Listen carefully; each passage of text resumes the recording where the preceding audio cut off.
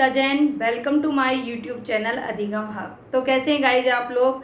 I hope आप बहुत अच्छे होंगे और स्टडी भी आपकी बहुत शानदार चल रही होगी। तो आज जो हम पढ़ने जा रहे हैं उस टॉपिक का नाम है विशिष्ट बालक यानी विशेष बालक, स्पेशल चाइल्ड्स के बारे में आज हम जानेंगे। जो एक तरीके से एक यूनिट, एक चैप्टर का नाम है विविध अधिगमकर्ताओं की समझ यानी विशेष बालक, विशिष्ट बालक। इससे पहले बोलना चाहूँगी कि अगर आपने मेरे चैनल को सब्सक्राइब नहीं किया है तो प्लीज़ सब्सक्राइब कर लीजिए, बेल आइकन दबा दीजिए ताकि आने वाले नोटिफिकेशन आपको मिलते रहेंगे। और अगर आपको मेरा पढ़ाना और मेरा वीडियो अच्छा लगे तो प्लीज़ ज़रूर लाइक करके जाइएगा, एक कमेंट छोड़ के जाइएगा ताकि एक अच्छा फीडबैक हमको मिल सके। आइए स्टार्ट करते हैं बिना देरी के। तो देखिए, विशिष्ट बालक, विशेष बालक, जैसे कि मैंने अभी बताया एक स्पेशल चाइल्ड होता है। एक स्पेशल चाइल्ड, एक विशेष बच्चा कैसा होता है कि मान के चलिए जब कोई सामान्य बालक है, सामान्य बालक से वो डिफरेंट क्वालिटी रखता होगा, या तो वो उच्च क्वालिटी रखता होगा या फिर वो निम्न क्वालिटी रखता होगा। यानी कह सकते हैं कि ऐसा बच्चा जो कि सामाजिक, मानसिक, यानी जो बच्चा सामाजिक, मानसिक, शारीरिक और संवेगात्मक, जो बच्चा शारीरिक, मानसिक, संवेगात्मक और सामाजिक रूप से अलग होता है, यानी एक वह बच्चा जो कि सामाजिक, मानसिक, शारीरिक और संवेगात्मक रूप से अलग होता है, जिसकी शारीरिक विशेषताएं और जिसकी मानसिक विशेषताएं कैसी होती है, बहुत डिफरेंट होती है। एक सामान्य बच्चे की अपेक्षा उसकी ये विशेषताएं बहुत भिन्न होती हैं, अलग होती हैं। तो वो बच्चा कैसा बच्चा कहलाता है? विशेष बालक। अब बात आती है कि विशेष बालक मतलब किस तरीके से हम जानेंगे कि ये बच्चा विशेष बालक है। देखिए, एक सामान्य बालक होता है, एक जो सामान्य बालक या हम कह सकते हैं एक औसत दर्जे का जो बालक होता है, एक जो सामान्य या औसत बालक होता है, ऐसे बालकों की जो IQ होती है वो कितनी होती है? 91 से 110, यानी 91 से 110 जिनका IQ लेवल होता है। जो ऐसे बच्चे होते हैं इनसे या तो वो उच्च वाले होंगे, यानी वो प्रतिभाशाली भी हो सकते हैं। विशेष बच्चे जो होते हैं, स्पेशल चाइल्ड, वो प्रतिभाशाली भी हो सकते हैं, यानी सामान्य बालकों से उच्च, या फिर वो क्या होंगे? सामान्य बालकों से निम्न। निम्न जैसे कि पिछड़े बालक हो गए, मंदबुद्धि हो गए, तो वो भी कैसे चाइल्ड कहलाएंगे? Special child. यानी कह सकते हैं एक प्रतिभाशाली बच्चा भी स्पेशल चाइल्ड कहलाएगा और एक पिछड़ा बालक भी स्पेशल चाइल्ड कहलाएगा। यानी सामान्य या औसत दर्जे का जो बालक है उससे हाई क्वालिटी रखने वाला, उच्च गुण रखने वाला भी विशेष बालक कहलाएगा, और सामान्य बालक से निम्न गुण वाला, यानी जैसे कि जो होते हैं 70 से कम वाले या 90 से कम वाले होते हैं, पिछड़े बालक, मंदबुद्धि बालक, तो वो भी कैसे बालक कहलाएंगे? विशेष बालक। यहाँ पे एक इम्पोर्टेंट क्वेश्चन एग्जाम में यही बनता है कि जो स्पेशल चाइल्ड है वो प्रतिभाशाली भी होता है, वो सृजनात्मक भी हो सकता है, और वो एक पिछड़ा बालक या मंदबुद्धि बालक भी हो सकता है, क्योंकि सामान्य बालक से ऊंचे वाले और सामान्य बालक से नीचे वाले दोनों ही टाइप के। और ऐसे जो बालक होते हैं उनकी शारीरिक और जो मानसिक विशेषताएं होती हैं वो भिन्न होती हैं, मतलब वो एक अलग टाइप से सोचना, अलग टाइप से काम करना, ये सारी चीजें उनके अंदर पाई जाती हैं। अब हम यहाँ देखेंगे एक हैक। ये हैक नाम के जो विद्वान हैं उन्होंने एक परिभाषा दी कि वह बालक जो किसी एक अथवा कई गुणों की दृष्टि से सामान्य बालक से पर्याप्त मात्रा में भिन्न होता है वो विशिष्ट बालक कहलाता है। अब देखिए, एक अथवा कई गुण, एक अथवा कई गुण, मान के चलिए कोई सामान्य बालक है, उसे बहुत अच्छी चित्रकारी, पेंटिंग नहीं आती, लेकिन एक बच्चा बहुत अच्छी पेंटिंग कर सकता है, तो वो भी एक स्पेशल चाइल्ड हो सकता है। या फिर कोई बच्चा जो कि कह सकते हैं कि पढ़ाई में होशियार नहीं है लेकिन वो अन्य कामों में बहुत होशियार है, तो वो भी स्पेशल चाइल्ड में आ सकता है।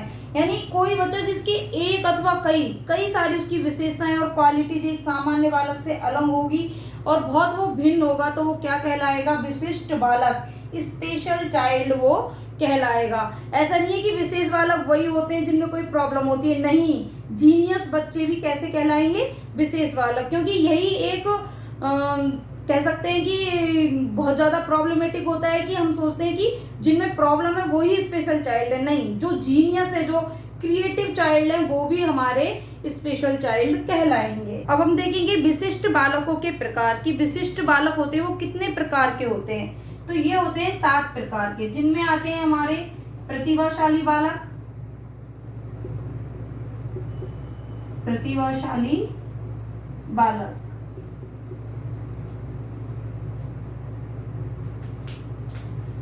फिर आता है हमारा सृजनात्मक बालक, सृजनात्मक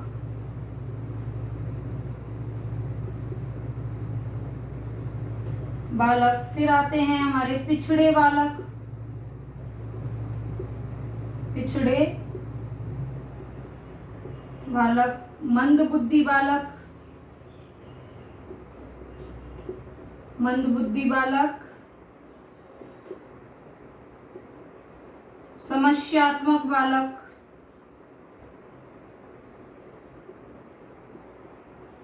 समस्यात्मक बालक। फिर आते हैं बाल अपराधी, बाल अपराधी बालक। और फिर आता है हमारा विकलांग बालक, विकलांग या फिर हम इनको दिव्यांग भी कह सकते हैं, विकलांग बालक, हैंडीकैप्ड चाइल्ड। तो इस तरीके से 7 प्रकार के, यानी जो ये स्पेशल चाइल्ड्स होते हैं वो कितने टाइप के होते हैं? 7 टाइप के।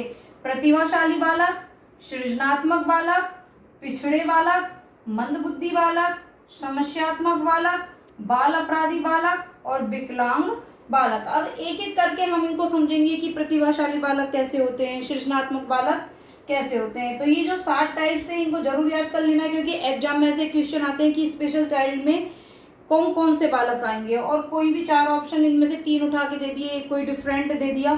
तो अगर हमें ये 7 की 7 याद होंगे अच्छे से तो हम उसे अच्छे से सॉल्व कर सकते हैं। तो इनको जरूर याद कीजिएगा कि प्रतिभाशाली बालक, सृजनात्मक बालक, पिछड़े बालक, मंदबुद्धि बालक, समस्यात्मक बालक, बाल अपराधी बालक और विकलांग बालक। तो सबसे पहले हम जानेंगे प्रतिभाशाली बालकों के बारे में कि प्रतिभाशाली बालक कैसे होते हैं। ऐसे बालक जो कि अपने स्तर से भी उच्च स्तर वाले कार्यों को आसानी से कर ले, यानी एक सामान्य स्तर या उनका जो खुद का स्तर है उससे भी जो उच्च स्तर के कार्य को ऐसे बालक आसानी से कर लेते हैं। ऐसे बालकों की जो बुद्धि होती है वो एक सामान्य बालक की बुद्धि से कहीं अधिक होती है, या फिर कह सकते हैं कि ये जो प्रतिभाशाली बालक होते हैं जिन्हें हम क्या बोलते हैं? जीनियस। ये जो जीनियस बालक होते हैं ये क्या हमारा देश हो गया, राष्ट्र हो गया, उनके निर्माण में, उनके विकास में ये काफी अच्छी भागीदारिता निभाते हैं। यानी आगे चल के यही बालक होते हैं जो हमारे देश को एक प्रगति की ओर लेके जाते हैं। यानी ऐसे जो बालक होते हैं प्रतिभाशाली बालक, इनके विकास की संभावनाएं बहुत अधिक होती हैं। हर कार्य में ये बढ़ चढ़कर भाग लेते हैं, हर कार्य में ये अपना उच्च स्तर जो इनकी कार्य क्षमता है उसको दिखाते हैं। यानी इनमें जो पोटेंशियल होता है वो बहुत ज्यादा होता है, कार्य क्षमता हो गई, इनके स्किल्स हो गए, बहुत ज्यादा डेवलप होते हैं। यानी वो सामान्य स्तर या फिर स्वयं के स्तर से भी उच्च स्तर के कार्य को बड़ी आसानी से कर लेते हैं। कुछ हम डेफिनेशंस देखेंगे जो कि दी है स्किनर और हैरीमैन ने। फर्स्ट डेफिनेशन है जिसमें है कि प्रतिभाशाली शब्द का प्रयोग उन 1% बालकों के लिए किया जाता है जो सबसे अधिक बुद्धिमान होते हैं। स्किनर ने क्या कहा है और हैरीमैन ने कि ऐसे बालक दुनिया में 1% पाए जाते हैं जो कि कैसे होते हैं? सबसे अधिक बुद्धिमान। ऐसे बालकों के लिए हम प्रतिभाशाली शब्द का यूज कर सकते हैं। वैसे भी जब हमने बुद्धि लब्धि को समझा था, जब मैंने बताया था कि पूरी दुनिया में 2% बालक प्रतिभाशाली पाए जाते हैं। तो इसी तरीके से स्किनर ने की कहा है कि ऐसे बालकों के लिए हम ऐसे वर्ड का यूज करेंगे जो कि 1% होते हैं और सबसे अधिक क्या होते हैं? बुद्धिमान। तो आपको इस डेफिनेशन में कैसे याद करना है, क्या याद रखना है कि वो 1% बालक जो कि सबसे अधिक बुद्धिमान होते हैं प्रतिभाशाली कहलाते हैं। थोड़े इजी वर्ड्स में इसको हम याद कर लेंगे स्किनर और हैरीमैन के अकॉर्डिंग। अब फिर आती है हमारी सेकंड डेफिनेशन टर्मन व ऑर्डेन। टर्मन और ऑर्डेन ने क्या कहा है कि प्रतिभावान बालक शारीरिक विकास, शैक्षणिक उपलब्धि, बुद्धि, व्यक्तित्व सब में वरिष्ठ होते हैं। देखिए जो प्रतिभाशाली बालक होगा वो तो डेफिनेटली उसका फिजिकल डेवलपमेंट हो गया, एजुकेशन अचीवमेंट हो गया, उसका इंटेलिजेंस, उसकी पर्सनैलिटी सब कैसे होंगे? स्पेशल, वरिष्ठ, हाई क्वालिटी के होते हैं, क्योंकि वो बच्चा ही अपने आप में एक उच्च स्तर, उच्च कार्य क्षमता रखने वाला होता है। तो इसलिए उसका जो पूरा ओवरऑल देखिए अब हमारी बॉडी में क्या क्या होता है, हमारा डेवलपमेंट आ गया, हमारी बुद्धि आ गई, हमारा व्यक्तित्व, एक तरीके से जो ये मनोविज्ञान के टॉपिक है, तो आप इसी तरीके से इजी वे में याद कर सकते हैं कि शारीरिक विकास, शैक्षिक उपलब्धि, बुद्धि, व्यक्तित्व, सब में वो कैसे होते हैं, वरिष्ठ होते हैं। और ये डेफिनेशन किसने दी है, टर्मन ने, टर्मन एंड ऑडेन के अकॉर्डिंग। फिर एक टर्मन ने एक और डेफिनेशन दी है जिसे मैं यहाँ लिख देती हूँ आपके लिए, जो कि हमने बुद्धि लब्धि टॉपिक पढ़ा था, कि टर्मन ने कहा है कि जिन बच्चों की 140 से अधिक बुद्धि लब्धि होती है, 140 से अधिक आईक्यू वाले बालक, आईक्यू वाले बालक कैसे होते हैं, प्रतिभाशाली, जीनियस होते हैं, चाहे हम कह सकते हैं कि प्रतिभाशाली बालक होते हैं। इजी वे में हम याद कर लेंगे कि टर्मन ने कहा है कि जिनका आईक्यू लेवल 140 से प्लस होता है वो कैसे होते हैं, प्रतिभाशाली। टर्मन ऑडेन ने क्या कहा कि जिनका बुद्धि, व्यक्तित्व, शैक्षणिक उपलब्धि, शारीरिक विकास में वो वरिष्ठ होते हैं, तो वो कैसे होते हैं, प्रतिभाशाली। और स्किनर हैरीमन ने क्या कहा कि ऐसे 1% बालक जो कि सबसे अधिक बुद्धिमान होते हैं, उन्हीं के लिए हम प्रतिभाशाली शब्द का प्रयोग करते हैं। क्रो एंड क्रो, इनके अनुसार इन्होंने प्रतिभाशाली बालकों के लिए 2 तरीके की बात कही है, जिसमें हम फर्स्ट जानेंगे। फर्स्ट में तो मैं इजी वर्ड में आपको लिख दे रही हूँ कि इन्होंने कहा कि जो 130 से अधिक आईक्यू वाले बालक होते हैं, 130 से अधिक आईक्यू वाले बालक कैसे होते हैं, प्रतिभाशाली। ठीक, और जो दूसरी बात इन्होंने कही वो क्या था कि ऐसे बालक जो कि कला, अभिनय, संगीत, इस तरीके के, ये सब क्या है, एक तरीके से विशिष्ट क्षेत्र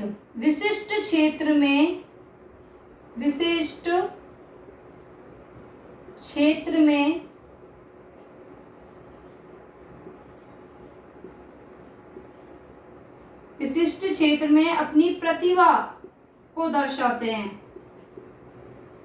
अपनी प्रतिभा को दर्शाते हैं। यानी क्रो एंड क्रो ने कहा कि प्रतिभाशाली बालक वो होते हैं जिनकी बुद्धि लब्धि 130 से अधिक होती है। और दूसरी बात में उन्होंने कहा कि ऐसे बालक जो विशिष्ट क्षेत्र में क्या, जैसे कला, अभिनय, संगीत, इस तरीके के विशिष्ट क्षेत्र में भी अपनी प्रतिभा को दर्शाते हैं, तो ऐसे बालक प्रतिभाशाली बालक कहलाते हैं। तो हमें शॉर्टकट में इस तरीके से याद रख लेना है कि क्रो एंड क्रो ने माना 130 प्लस IQ और विशिष्ट क्षेत्र यानी कला, अभिनय, संगीत, सब में वो अपनी प्रतिभा दर्शाते हैं, तो वो प्रतिभाशाली बालक होते हैं। अब हम देखेंगे कि जो प्रतिभाशाली बालक होते हैं उनमें कैसी विशेषताएं पाई जाती हैं, मतलब उनके अंदर क्या क्या क्वालिटीज होती हैं। तो उनकी विशेषताओं में फर्स्ट हम देखेंगे कि उनकी जो बुद्धि लब्धि होती है, जैसा कि मैंने पहले बताया, वो कैसी होती है, 140 से ऊपर यानी 140 प्लस होगी। श्रेष्ठ प्रदर्शन, यानी जो ये जीनियस बच्चे होते हैं इनका हर क्षेत्र में, ना कि केवल स्टडी से रिलेटेड, हर क्षेत्र में, जैसे कि क्रो एंड क्रो ने भी कहा था कि ये विशिष्ट क्षेत्र में प्रदर्शन दिखाते हैं, जैसे कि कला, अभिनय, संगीत और खेल। तो इसी तरह इनका हर जो प्रदर्शन होता है वो हर क्षेत्र में श्रेष्ठ होता है। फिर आता है नेतृत्व का गुण, जिसे हम कह सकते हैं लीडरशिप, यानी कोई किसी भी कार्य इनको दिया जाए, कोई भी कार्य इनको दिया जाए तो उसमें ये जो लीडरशिप दिखाते हैं यानी नेतृत्व करते हैं उसका, वो बहुत अच्छे से करते हैं। फिर आती है सकारात्मक सोच, यानी इनकी जो थिंकिंग होती है जीनियस बच्चों की, वो कैसी होती है, पॉजिटिव। ऐसा नहीं कि ये तो हमसे नहीं होगा, मैं इसे नहीं कर पाऊंगा, जैसे स्टेटमेंट इन बच्चों के होते ही नहीं है। ऑलवेज बी पॉजिटिव, इनकी थिंकिंग होती है एकदम पॉजिटिव। अमूर्त प्रत्ययों को ग्रहण करने की योग्यता, ये जो बच्चे होते हैं ऐसा नहीं कि भाई जो टीचर सामने दिखा रहा है उसी के बारे में, चूंकि ये जीनियस होते हैं, इनका जो कह सकते हैं बुद्धि का लेवल होता है एक सामान्य दर्जे से उच्च स्तर का होता है। तो ये क्या, अमूर्त प्रत्यय, एब्स्ट्रैक्ट कॉन्सेप्ट को भी ग्रहण करने की इनके अंदर क्या होती है, योग्यता होती है। अमूर्त क्या होता है, मूर्त यानी जिसको हम देख सकते हैं वो मूर्त, और जिसे हम देख ना सकें फिर भी उसके बारे में हम सोच रहे हैं, उसके बारे में कुछ हम कहें कि क्रिएट कर रहे हैं, तो वो सब क्या है, अमूर्त योग्यता। स्वतंत्र निर्णय क्षमता, इनकी ये जो डिसीजन लेने की इनकी एक तरीके से कहते हैं कि फ्रीडम होती है, क्योंकि जब चूंकि बच्चा खुद अपने आप में जीनियस है तो वो अच्छे से डिसीजन ले सकता है, तो इनके अंदर एक स्वतंत्र निर्णय लेने की क्षमता होती है कि कभी भी कोई कठिन परिस्थिति आ जाए या किसी भी डिफिकल्ट उसमें इनको किस तरीके से निकल जाना है, तो ये जो सारी होशियारी होती है वो इन प्रतिभाशाली बालकों में होती है। फिर आता है अंतर्दृष्टि अधिक होना। अंतर्दृष्टि क्या होता है? इंसाइट। जो इंसाइटनेस होती है इनमें काफी अच्छी होती है। अंतर्दृष्टि यानी भाई कि इस सिचुएशन में ये होने पर हमें क्या करना है, तो एक तरीके से सारी अंतर्दृष्टि इनके अंदर होती है। इसके अलावा और कुछ विशेषता जैसे कि हम कह सकते हैं समस्या समाधान, यानी प्रॉब्लम सॉल्विंग, कोई भी प्रॉब्लम हो उसको सॉल्व करने में ये बच्चे माहिर होते हैं, यानी बस प्रॉब्लम आ जाएगी तो ये एक तरीके से कह सकते हैं कि रेडीनेस, तत्परता रहती है कि कोई भी समस्या हो चुटकी में उसका समाधान कर देंगे। एक कह सकते हैं ऐसे जो बच्चे होते हैं वो स्वस्थ होते हैं, क्योंकि देखो भाई जीनियस है तो ये तो है नहीं कि वो बीमार है, मानसिक दिक्कत है या दुर्बल है, ये हेल्दी होते हैं। क्योंकि अगर आपकी हेल्थ अच्छी नहीं होगी तो फिर आप अच्छे से किसी भी चीज में ग्रो नहीं कर सकते, उसके लिए आपको हेल्दी होना बहुत जरूरी है, तो स्वस्थ होते हैं। फिर आता है हम एक कह सकते हैं कि पेशेंसफुल, धैर्यवान होते हैं। धैर्यवान यानी मतलब हर चीज में धीरज रखते हैं, ऐसा नहीं, हाँ इनके अंदर रेडीनेस होती है लेकिन वो डिफिकल्ट सिचुएशन से लड़ने के लिए, लेकिन ये पेशेंसफुल भी होते हैं, मतलब रिजल्ट का, किसी भी कोई भी कार्य किया तो उसका क्या परिणाम निकल के आएगा उसके लिए ये धैर्य रखते हैं। और भी इनमें बहुत सारी चीजें हम कह सकते हैं कि इनका जो वोकेबलरी होता है, शब्द भंडार इनका अच्छा होता है।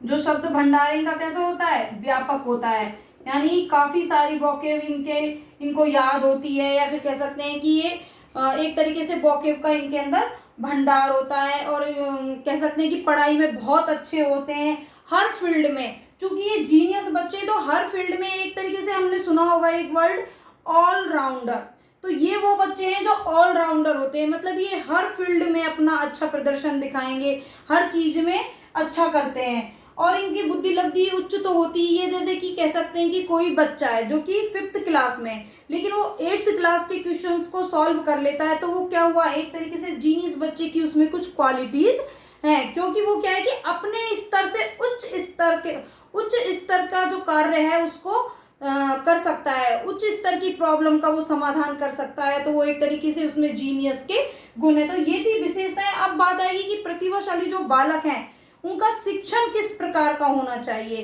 किस तरीका का उनको टीचिंग उपलब्ध कराया जाना चाहिए। प्रतिभाशाली बालकों की शिक्षा में जो इनके लिए सबसे इम्पोर्टेंट है वो है विशिष्ट कक्षाएं, इनके लिए स्पेशल क्लासेस, क्योंकि इन बच्चों में क्या है बहुत ज्यादा पोटेंशियल होता है, तो इनके लिए अलग से क्लासेस, पृथक कक्षाएं भी कह सकते हैं, या विशिष्ट कक्षाएं इनको उपलब्ध करानी चाहिए।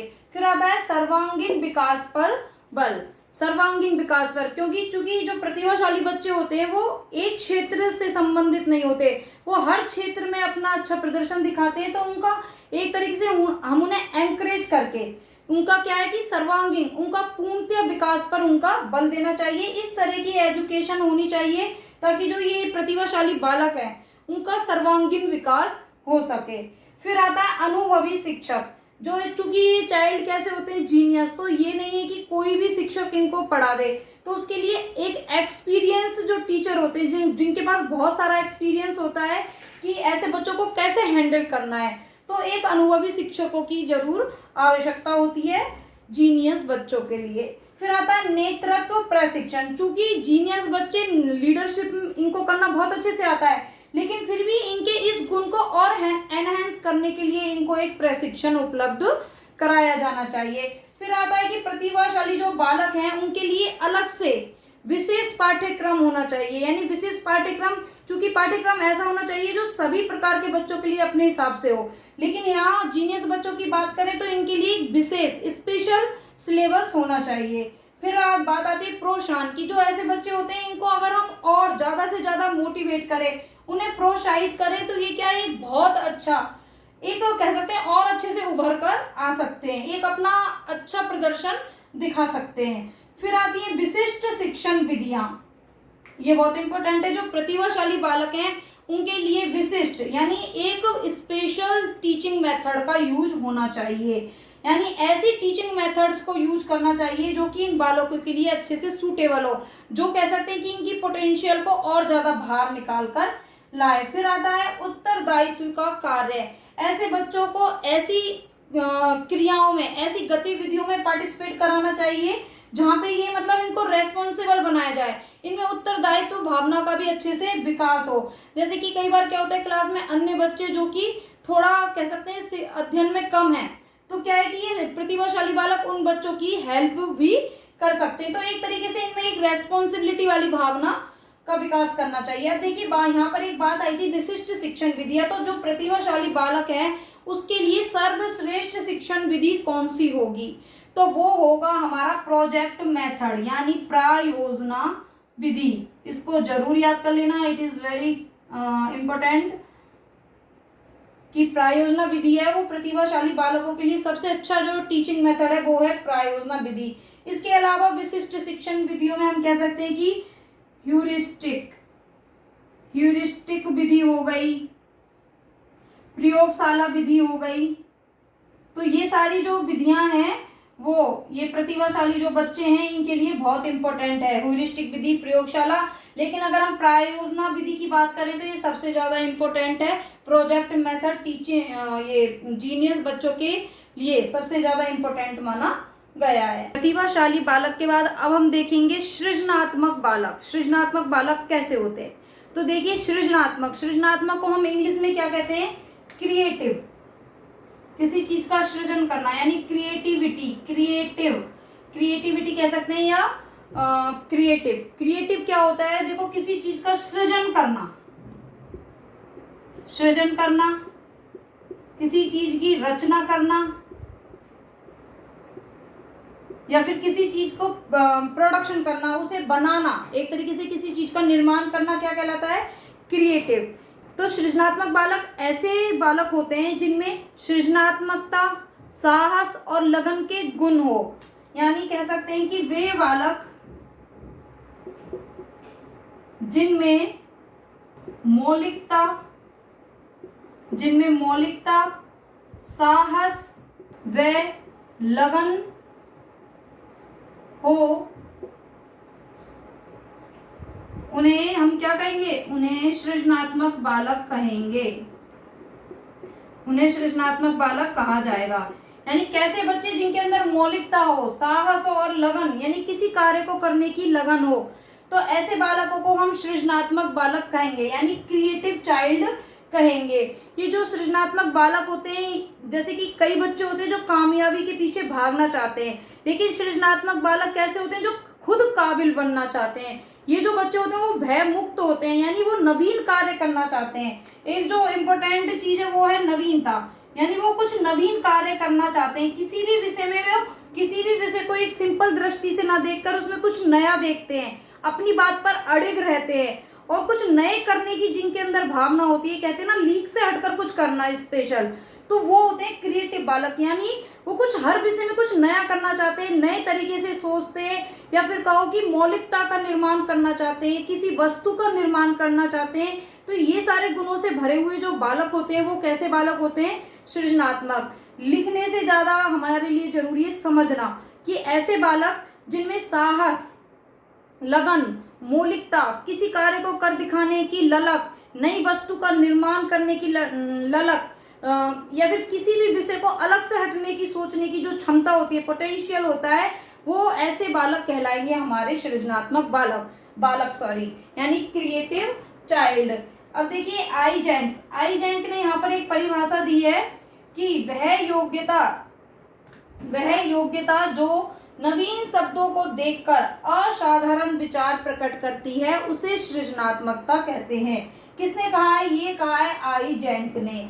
यानी नवीन शब्दों को देखकर, कभी भी कोई भी नया विषय देखकर जब असाधारण विचार कैसे होंगे, जो कि सिंपल ना हो, यानी रेयर चीजें होती है ना, एक तो होता है सिंपल औसत दर्जे वाली जो कि हर कोई कर सकता है, नॉर्मल है, लेकिन जब कोई रेयर चीज करता है यानी स्पेशल चीज, अलग चीज करेगा तो उसे हम क्या कहेंगे, असाधारण। यानी नवीन शब्दों को देखकर जब कोई बच्चा असाधारण विचार प्रकट करता है तो वो क्या कहलाती है, उसकी सृजनात्मकता कहलाती है, तो वो क्रिएटिविटी कहलाती है। इधर क्रो एंड क्रो ने भी क्या कहा है, क्रो एंड क्रो के अनुसार एक सामान्य सामान्य बुद्धि का बालक भी सृजनात्मक बालक हो सकता है। सामान्य बुद्धि का बालक भी क्या हो सकता है? सृजनात्मक बालक, या सृजनात्मकता उसके अंदर पाई जाती है। ये क्रो एंड क्रो ने कहा, क्योंकि देखो क्रिएटिविटी क्या होती है, एक सामान्य दर्जे का बालक भी हो सकता है, क्योंकि कुछ स्पेशल चीज करना, माना कि वो स्टडी में तो नॉर्मल है, सामान्य औसत दर्जे का है, लेकिन अगर वो कुछ स्पेशल करता है किसी अलग फील्ड में, वो अपना अलग रूप दिखाता है, कुछ मौलिकता दिखाता है, नवीन करता है, कुछ नया करता है जिसमें नयापन हो, तो वही सृजनात्मकता होती है। तो क्रो एंड क्रो ने माना कि जो सामान्य बुद्धि का बालक है वो भी सृजनात्मक हो सकता है। फिर आता है गिलफोर्ड की थ्योरी थी 3 डायमेंशनल, याद हो तो आपको। तो गिलफोर्ड ने कहा कि सृजनात्मक बालक, जो सृजनात्मक बालक होते हैं वो अपसारी चिंतन वाले होते हैं, यानी उनमें अपसारी चिंतन होता है। सृजनात्मक बालकों में अपसारी चिंतन होता है। अपसारी चिंतन क्या होता है? फैला हुआ, यानी जो कि किसी एक बिंदु से ना सोचकर अलग अलग दिशाओं में सोचे, उसे क्या कहेंगे हम? अपसारी चिंतन।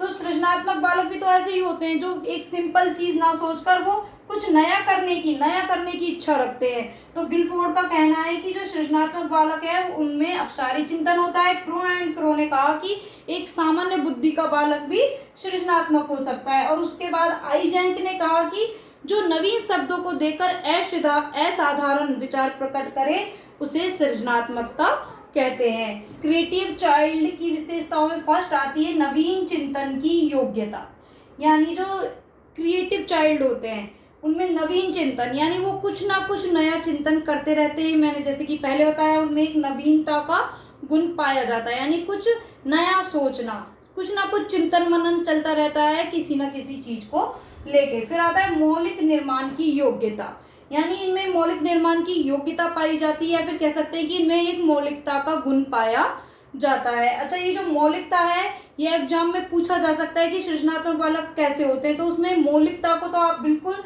अच्छे से याद कर लीजिएगा कि सृजनात्मक बालक, अगर कहीं मौलिकता आता है तो यहाँ पे सृजनात्मक बालक की बात हो रही है। फिर आता है नवीन आविष्कार में रुचि, ये जो बालक होते हैं वो कुछ नया आविष्कार, यानी कह सकते हैं नई वस्तु का निर्माण या नवीन आविष्कारों में इंटरेस्ट दिखाते हैं, यानी इनका ये है कि कुछ ना कुछ नया करना, सिंपल से हटके कुछ ना कुछ नया करना, नवीन आविष्कार करना। रचनात्मक कार्यों में रुचि, जैसे कि मैंने अभी पहले बताया था क्रिएट का यानी सृजन करना, रचनात्मक कार्य करना, यानी ऐसे कार्य जिनमें सृजनशीलता हो, रचनात्मकता हो। रचनात्मकता क्या होती है? किसी चीज की रचना करना, यानी किसी चीज को बनाना, ऐसे कार्यों में इन बच्चों का इंटरेस्ट होता है। कल्पनाशीलता भी सृजनात्मक बालकों की एक विशेषता मानी जाएगी, क्योंकि ये कल्पना करते हैं कि ये मान के चलिए कोई किसी को पेंटिंग बनानी है तो वो यहाँ बैठा बैठा इस तरीके से कल्पना करेगा और एक बहुत सुंदर चित्र या पेंटिंग कुछ भी बना देता है। तो उसमें क्या है? एक कल्पना का गुण पाया जाता है, क्योंकि कल्पना करके ही वो कह सकते कुछ नया सोचेगा, नया आविष्कार करेगा। धारा प्रवाहिता, यानी एक तरीके से धारा प्रवाहिता क्या होगी कि निरंतर कुछ ना कुछ करते रहना, कुछ नयापन इनको हमेशा चाहिए, मतलब ये बिजी रहना चाहते हैं, कुछ ना कुछ करना चाहते हैं, नया सृजन करना चाहते हैं। तो ये सारी चीजें इनमें पाई जाती है। अच्छा, एक बात और आती है कि जो सृजनात्मकता होती है वो ऐसे क्रिएटिव चाइल्ड में वो जन्मजात, तो देखिए ये जन्मजात भी होती है और अर्जित भी होती है। जन्मजात व अर्जित दोनों होती है सृजनात्मकता, क्योंकि देखो कई बच्चे आपने देखे होंगे कि 3-4 साल के होते हैं लेकिन पियानो बहुत अच्छे से बजा रहे हैं, क्योंकि कई बार कहते हैं ना गॉड गिफ्टेड चाइल्ड होते हैं, तो वो भी सृजनात्मक बालक ही होते हैं, क्योंकि उनमें जन्म से ही विद बॉर्न वो कुछ ना कुछ ऐसी एबिलिटी लेके पैदा होते हैं। और एक होता है अर्जित, यानी एक्वायर करना, यानी कई लोग ऐसे होते हैं कि जो जन्मजात तो उनमें वो क्वालिटी नहीं होती है, लेकिन वो सीखते हैं और उस चीज का अर्जन करते हैं, एक्वायर करते हैं और उस चीज में अपना माहिर होके वो दिखाते हैं। तो इस तरीके से कह सकते हैं कि जो सृजनात्मकता है वो जन्मजात और अर्जित दोनों होती है। तो ऐसे में जो शिक्षक है उसको क्या करना चाहिए? जो सृजनात्मक बालक है उसके क्षेत्र को, उसके इंटरेस्ट को पहचानना चाहिए और उसे उस क्षेत्र में आगे की ओर उसे प्रेरित करना चाहिए। या फिर एक विशेषता में हम कह सकते हैं कि प्रोत्साहन, व्यक्तिगत उन्हें खुद से भी प्रोत्साहित करना और एक ही शिक्षक उनका इंटरेस्ट जानकर उसी क्षेत्र में उन्हें आगे की ओर प्रोत्साहित करे, उनको मार्ग दिखाए। ये एक शिक्षक का कार्य होता है सृजनात्मक बालक के लिए। अब बात आती है बाकर मेहंदी। बाकर मेहंदी नाम के एक विद्वान है जिन्होंने 3 तत्व बताए सृजनात्मकता के। बाकर मेहंदी के अनुसार, बाकर मेहंदी के अनुसार 3 तत्व बताए इन्होंने सृजनात्मकता के, जिनमें फर्स्ट है मौलिकता, प्रवाहिता और लोचशीलता। ये जो 3 तत्व है वो बाकर मेहंदी ने बताए, मौलिकता, प्रवाहिता और लोचशीलता की। जो एक सृजनशील बालक होता है उसमें मौलिकता का गुण पाया जाता है, प्रवाहिता मतलब उसमें कुछ किसी न किसी कार्य को लेकर एक प्रभाव बना रहता है कि कुछ करना है, कुछ नया करना है। लोचशीलता, ऐसे बालक कैसे, इनमें फ्लेक्सिबिलिटी पाई जाती है। यानी लोचशीलता मतलब उनका जो टैलेंट है उन्हें आप कहें कि उधर की ओर अग्रसर कर सकते हैं, फ्लेक्सिबिलिटी होती है उनमें। तो बाकर मेहंदी के अकॉर्डिंग ये 3 तत्व सृजनशील बालकों में होते हैं, मौलिकता, प्रवाहिता और लोचशीलता। सृजनात्मक बालकों के बाद अब हम समझेंगे मंदबुद्धि बालक वो कैसे होते हैं, कैसे हम पहचानेंगे कि मंदबुद्धि बालकों में क्या विशेषताएं होती हैं। तो देखो, मंदबुद्धि बालक वो बालक होते हैं जो कि एक सामान्य मानसिक योग्यता से उनका जो स्तर होता है वो निम्न होता है। यानी कह सकते हैं कि जो एक सामान्य बालक होता है, जो एक सामान्य बालक है उससे भी निचले स्तर के जो बालक होते हैं वो होते हैं मंदबुद्धि बालक। मंदबुद्धि बालक जिन्हें हम इंग्लिश में बोलते हैं मेंटली रिटार्डेड चाइल्ड। यानी इनका क्या है कि जो अपना स्तर होता है, यानी जो खुद का स्तर है उससे भी निम्न स्तर के कार्य करने में ये वाले जो बालक होते हैं मंदबुद्धि बालक, वो ऐसे कार्य करने में भी अक्षम होते हैं। यानी कह सकते हैं एक तरीके से जो इनका मानसिक है, यानी इनमें जो मानसिक योग्यता होती है वो बहुत धीमी होती है, बहुत मंद होती है और ये अपनी मानसिक योग्यता का पूर्ण रूप से उपयोग नहीं कर पाते हैं। यानी एक तरीके से ये भी कह सकते हैं कि जो ये मंदबुद्धि बालक होते हैं ये स्लो लर्नर, यानी धीमे धीमे सीखने वाले होते हैं, यानी धीमी गति से सीखते हैं, मानसिक योग्यता का उपयोग नहीं कर पाते हैं। अपने स्तर का कार्य तो करना दूर रहा, ये निचले उस अपने स्तर से निचले स्तर का कार्य करने में भी कह सकते हैं कि अक्षम होते हैं, यानी वो भी नहीं कर पाते। इवन ये जो मंदबुद्धि बालक होते हैं ये अपने डेली रूटीन यानी जो दैनिक कार्य होते हैं उनको भी करने में ये सक्षम नहीं होते हैं। तो इस तरीके के जो बालक होते हैं इनकी मानसिक योग्यता बहुत कम होती है, बहुत कम। क्रो एंड क्रो के अकॉर्डिंग, क्रो एंड क्रो ने इसमें बोला था कि क्रो एंड क्रो के अकॉर्डिंग 70 से कम बुद्धि लब्धि वाले, 70 से कम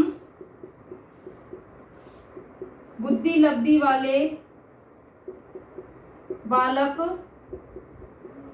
मंद बुद्धि होते हैं। ये किसने कहा? क्रो एंड क्रो ने। क्रो एंड क्रो के अकॉर्डिंग वैसे तो 90, देखिए 90 से 110 के कैसे होते हैं? सामान्य या औसत दर्जे के बालक। तो 90 से कम वाले बालक होंगे उन्हें भी इसमें शामिल किया गया, लेकिन क्रो एंड क्रो का क्या मानना था कि 70 से कम बुद्धि लब्धि वाले बालक मंद बुद्धि होते हैं। और इनका जो जीवन के प्रति दृष्टिकोण होता है, इनका कैसा दृष्टिकोण होता है? नकारात्मक। इनका एक तो नकारात्मक दृष्टिकोण होता है जीवन के प्रति, और दूसरी इंपॉर्टेंट बात कि इनमें एक अवधान की कमी होती है। अवधान क्या? यानी ये ध्यान केंद्र नहीं कर पाते हैं। यानी ये ध्यान केंद्र क्या होता है? जैसे कुछ पढ़ाया जा रहा है तो उस पे अपना ध्यान केंद्रित नहीं कर पाना, यानी उसे हम कह सकते हैं अवधान क्या होता है? अटेंशन। यानी ये अटेंशन नहीं कर पाते, ध्यान केंद्रित नहीं कर पाते हैं। तो इनमें एक तो जीवन के प्रति नकारात्मक दृष्टिकोण होता है, कोई किसी भी विषय वस्तु या किसी भी चीज के प्रति ये अपना ध्यान केंद्रित नहीं कर पाते हैं, दैनिक गतिविधि के कार्यों को भी करने में ये सक्षम नहीं होते हैं। तो कह सकते हैं कि जिस तरीके से जो शारीरिक विकलांग बालक होते हैं वो शरीर का उपयोग करने में सक्षम नहीं होते, उसी तरह जो ये मंदबुद्धि बालक होते हैं वो अपने दिमाग का यानी मानसिक रूप से अपने में कह सकते हैं कि मेंटल पावर का यूज करने में सक्षम नहीं होते हैं। यानी ये जो अपने अपने स्तर से भी लो स्तर वाले में आते हैं। अब देखिए पहले क्या होता था, 1913 तक 1913 तक पिछड़े बालक और मंदबुद्धि बालक इनमें कोई अंतर नहीं था। लेकिन 1913 के बाद से इंग्लैंड ने सर्वप्रथम ये पहचान की कि पिछड़े बालक अलग होते हैं और मंदबुद्धि बालक अलग होते हैं। तो ये जानना बहुत जरूरी कि सर्वप्रथम मंदबुद्धि बालकों की पहचान कहाँ हुई और कब हुई, 1913 में इंग्लैंड में की गई। उससे पहले पिछड़े बालक और मंदबुद्धि बालकों को एक ही माना जाता था। फिर इनके कल्याण के लिए मेंटल डेफिशिएंसी एक्ट, इन यानी ये जो मंदबुद्धि बालक है इनके कल्याण के लिए ये एक्ट बनाया गया, मेंटल डेफिशिएंसी एक्ट। और एक अमेरिकी संस्थान है जो कि वर्तमान में कार्यरत है, उधर एक संस्था बनाई गई AAMD यानी अमेरिकन, सॉरी यहाँ एल लिख दिया गया, ये एन है, American association on mental deficiency. AAMD full form याद कर लीजिएगा, एग्जाम में जरूर पूछी जा सकती है। American association on mental deficiency, ये जो संस्था है वो कहाँ की, अमेरिका की, जो कि वर्तमान में ऐसे बालकों के लिए कार्यरत है। और क्रो एंड क्रो ने क्या कहा कि 70 से कम बुद्धि लब्धि वाले बालक मंदबुद्धि बालक होते हैं। अब हम देखेंगे कि जो मंदबुद्धि बालक होते हैं इनकी विशेषताएं, इनकी विशेषताओं को समझेंगे। तो मंदबुद्धि बालकों की विशेषताओं में फर्स्ट आता है हमारा आत्मविश्वास की कमी।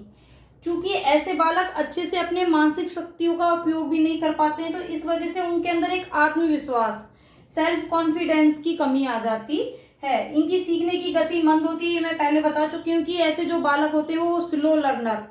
अच्छा, ऐसे बालक स्लो लर्नर यानी मंद गति से सीखने वाले कहलाते हैं। ऐसे बालकों को हम विमंदित बालक भी कह सकते हैं, या फिर कह सकते हैं मानसिक रूप से पिछड़े बालक। मानसिक रूप से, साथ में कहना चाहूंगी कि वीडियो को प्लीज लाइक शेयर कर दीजिए। ऐसे बालकों को हम क्या कहेंगे, धीमी गति से सीखने वाले बालक, स्लो लर्नर कहते हैं जिन्हें हम, धीमी गति से सीखने वाले बालक। यानी विमंदित बालक, मानसिक रूप से पिछड़े बालक, मंदबुद्धि बालक, धीमी गति से सीखने वाले बालक, तो ये सारे एक ही चीज है। यानी तो ऐसे बालक होते हैं वो कैसे सीखते हैं, धीमे से, धीमे धीमे मंद गति से सीखते हैं। क्योंकि इनकी जो मानसिक शक्ति होती है वो इतना नहीं होता है कि तुरंत वो अटेंशन नहीं बना पाते, यानी ध्यान केंद्र नहीं कर पाते, तो इस वजह से इनका जो सीखने का लर्निंग प्रोसेस है वो बहुत स्लो होता है। फिर बात आती है, ऐसे जो बालक होते हैं वो भय से ग्रसित होते हैं, यानी वो ऐसे थोड़े डरे सहमे से रहते हैं। फिर आता है सृजनात्मकता का अभाव, इनके अंदर क्रिएटिविटी, चलो एक तो होता है कि बच्चा पढ़ नहीं पा रहा है, दूसरा होता है कि क्रिएटिविटी तो हर किसी में हो सकती है या किसी में नहीं भी हो सकती, लेकिन ये ऐसे बालकों में क्या है, क्रिएटिविटी भी नहीं पाई जाती है, क्रिएटिविटी का भी अभाव होता है।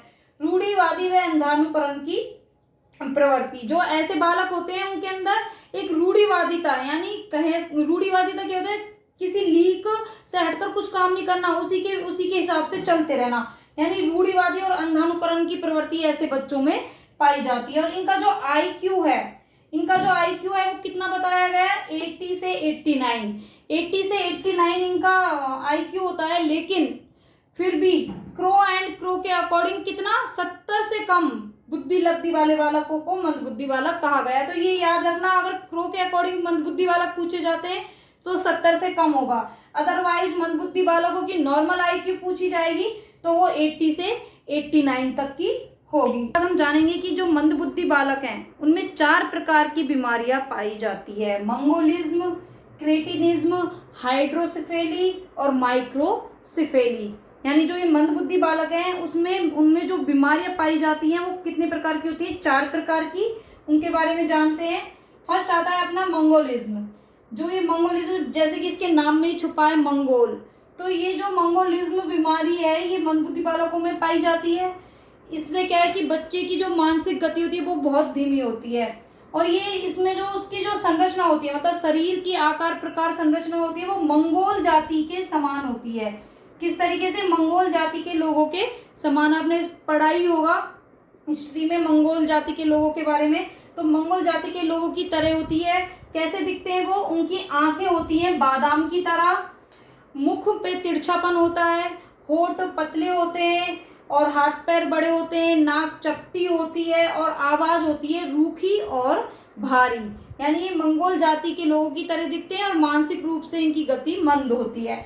फिर दूसरा हम देखेंगे क्रेटिनिज्म। क्रेटिनिज्म जो ये बीमारी है, इसमें जो ये मंदबुद्धि बालक होते हैं वो किस तरीके के आकार प्रकार के होते हैं? ये बौने होते हैं, यानी इतने बौने होते हैं कि इनकी जो कह सकते हैं लंबाई है वो 3 फीट से ज्यादा नहीं होती। यानी ये अधिकाधिक 3 फीट, यानी सबसे ज्यादा जो मैक्सिमम होती है वो 3 फीट तक ये बढ़ पाते हैं, बौने होते हैं। और इनकी धड़ और जो कान होते हैं वो काफी बड़े होते हैं, यानी कान उनके बड़े होते हैं और 3 फीट तक के होते हैं, यानी बहुत ज्यादा बौने होते हैं। फिर अब आता है थर्ड, हाइड्रोसिफेली।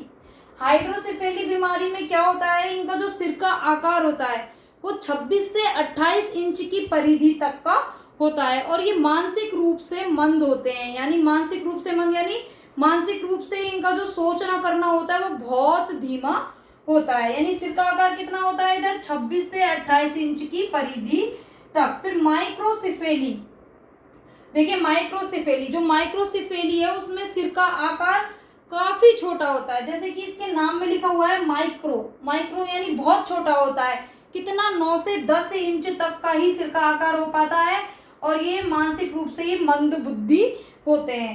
तो देखिए इनको हम इजिली याद कर लेंगे, mongolism, cretinism, hydrocephaly, microcephaly. Mongolism Mongol जाति के लोगों की तरह दिखते हैं, क्रेटिनिज्म बौने 3 फीट तक की ऊंचाई बढ़ती है, हाइड्रोसिफेली में सिर का आकार इनका 26 से 28 इंच तक की परिधि तक होता है, मानसिक रूप से मंद होते हैं। माइक्रोसिफेली यानी बहुत माइक्रो, सिर का आकार बहुत छोटा होता है, इतना छोटा कि 9 से 10 इंच तक का, और इनकी जो बुद्धि होती है वो बहुत ज्यादा मंद होती है। बीमारियों के बाद अब हम जानेंगे मंद बुद्धि बालकों की शिक्षा की। इन ये जो बच्चे हैं मंद बुद्धि बालक, इनकी शिक्षण की व्यवस्था किस प्रकार की होनी चाहिए? तो देखिए मंद बुद्धि बालकों की शिक्षा में जो सर्वप्रथम आएगा वो है विशिष्ट कक्षाएं, यानी ऐसे बालकों के लिए स्पेशल क्लासेस लगानी चाहिए ताकि उन्हें क्या है कि उनको एक अच्छी लर्निंग इससे मिल सकती है, उनके लिए अगर स्पेशल क्लासेस की व्यवस्था होगी। देखिए विशिष्ट कक्षाएं प्रतिभाशाली बालक के लिए भी उतनी ही जरूरी होती है जितनी कि मंद बुद्धि बालक के लिए, क्योंकि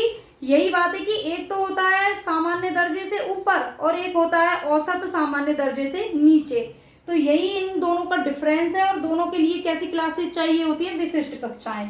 फिर आती है आत्मविश्वास की भावना का विकास, क्योंकि ऐसे बालक जिनका मानसिक रूप से इनका कह सकते हैं गति बहुत धीमी होती है, तो इनमें आत्मविश्वास यानी सेल्फ कॉन्फिडेंस अगर टीचर भरता है या फिर कहें कि उन्हें मोटिवेट करता है तो वो बालक भी सीखने में रुचि दिखा सकते हैं। तो सबसे पहले उनमें आत्मविश्वास की भावना का विकास करना चाहिए। फिर आता है मोंटेसरी पद्धति का प्रयोग। इधर ऐसे बालकों को सिखाने के लिए जो मोंटेसरी मेथड है उसका यूज कर सकते हैं। लर्निंग बाय डूइंग यानी करके सीखना की पद्धति को अपना सकते हैं। फिर है श्रव्य दृश्य सामग्री का प्रयोग। चूंकि इन बच्चों का पढ़ाई में इतना इंटरेस्ट नहीं होता है और इनका मेंटली गति जो होती है वो भी सुचारू रूप से नहीं कार्य करती है, तो उसके लिए क्या है कि जो ये टीचिंग एड्स हैं, श्रव्य दृश्य सामग्री, इनका यूज करके हम उन्हें एक लर्निंग को कह सकते हैं, इनके लिए एक इफेक्टफुल लर्निंग करवा सकते हैं। वो कैसे कि चूंकि श्रव्य दृश्य सामग्री क्या होता है, काफी कलरफुल, काफी अच्छी, जिससे क्या बच्चे अट्रैक्ट होते हैं, तो ऐसी सामग्री का यूज करेंगे तो वो उनके लिए एक लर्निंग इफेक्टफुल हो सकती है। फिर बात आती है हस्तकला की शिक्षा, यानी जो मंद बुद्धि बालक हैं उनको हस्तकला की शिक्षा, यानी हस्तकला क्या है कि वो अपने हाथों से किसी चीज को कर रहे हैं, खुद वो किसी चीज का मॉडल बना रहे हैं, तो उससे क्या है उनका दिमाग उसकी ओर लगेगा। यानी इन ऐसे बच्चों में कमी होती है किसकी? अवधान की, ध्यान केंद्रित नहीं करते। लेकिन जब हम किसी चीज को खुद कर रहे हैं तो उनका ध्यान केंद्रित होगा, तो इसके लिए इन्हें हस्तकला की शिक्षा की प्रोवाइड करानी चाहिए। फिर आता है व्यक्तिगत ध्यान। जो ऐसे बच्चे होते हैं जो मेंटली रिटार्डेड होते हैं, इनका व्यक्तिगत पर्सनली तौर पर ध्यान रखना चाहिए। टीचर को ऑब्जर्व करना चाहिए कि ऐसे बच्चे क्या कर रहे हैं, किस तरीके से हम इन्हें मोटिवेट कर सकते हैं, किस तरीके से हम इन्हें ज़्यादा से ज़्यादा सिखा सकते हैं। अब हम एग्जाम्पल से समझते हैं कि मान के चलिए कोई बच्चा है जो कि 5th क्लास में पढ़ता है, लेकिन वो जोड़ बाकी गुना भाग कुछ भी नहीं कर सकता, तो और इसके अलावा वो खेलना कूदना गाना संगीत नाटक किसी में भी हर चीज में उसकी गति कैसी है, मंद है, स्लो है, वो बहुत धीमी गति से ये सब कुछ सीखता है, सब कुछ करता है। तो ऐसा बालक कौन सी कैटेगरी में आएगा, मंद बुद्धि बालक की कैटेगरी में। और एक ऐसा बालक जो कि 5वीं कक्षा में पढ़ता है लेकिन वो 8वीं क्लास तक के क्वेश्चन सॉल्व कर रहा है और नाटक गायन से मतलब नाटक हो गए, खेलना कूदना सब में बहुत होशियार है, सब में वो आगे से आगे रहता है। तो ऐसा बालक कौन सी श्रेणी में आएगा, प्रतिभाशाली बालक की में। फिर आता है ऐसा बालक जो कि 5th क्लास में पढ़ रहा है लेकिन उसकी जो सबसे ज्यादा जो उसका स्किल है वो पेंटिंग करने में, चित्रकारी करने में बहुत ज्यादा वो कुशल है। या फिर एग्जाम्पल समझ सकते हैं कि कोई एक लड़की RS है लेकिन वो बहुत अच्छी पेंटिंग कर लेती है, अब वो अपने RS का प्रोफेशन छोड़ के उस पेंटिंग में ही अपना मुकाम हासिल करना चाहती है। तो ऐसे लोग कौन सी कैटेगरी में आएंगे, सृजनात्मकता क्रिएटिविटी वाले में। यानी किसी ऐसा नहीं है कि हमें खेलना भी आता है, हम चित्र भी बना लेते हैं, कॉमन तो सारी चीजें कोई भी कर लेगा, लेकिन होता है कि किसी स्पेशल फील्ड में बहुत ज्यादा मुकाम हासिल करना, तो वो होंगे क्रिएटिव बालक। तो आज हमने 3 तरह के बालकों को समझा, प्रतिभाशाली, सृजनात्मक बालक और मंदबुद्धि बालक, और तीनों को अच्छे से एलेबोरेट किया है, विद एग्जाम्पल किया है, उनकी सारी क्वालिटीज बताई। आई होप आपके सारे डाउट क्लियर हुए होंगे। और जो बाकी के स्पेशल चाइल्ड के जो बाकी के टाइप्स रह गए हैं उन्हें हम अगले वीडियो अगले पार्ट में समझेंगे। तो guys please like share subscribe, ज़्यादा से ज़्यादा शेयर कीजिए, ज़्यादा से ज़्यादा लाइक कीजिए। वीडियो पसंद आया हो तो प्लीज़ एक कमेंट छोड़ के जाइए ताकि हमें एक अच्छा फीडबैक मिले। अगर हम में कोई कमी रह जाती है तो आप हमें बताइए, ताकि उससे भी क्या है हम सुधार करेंगे अगली बार और आपके लिए एक अच्छी शानदार क्लास वीडियो लेकर आएंगे। Thank you so much.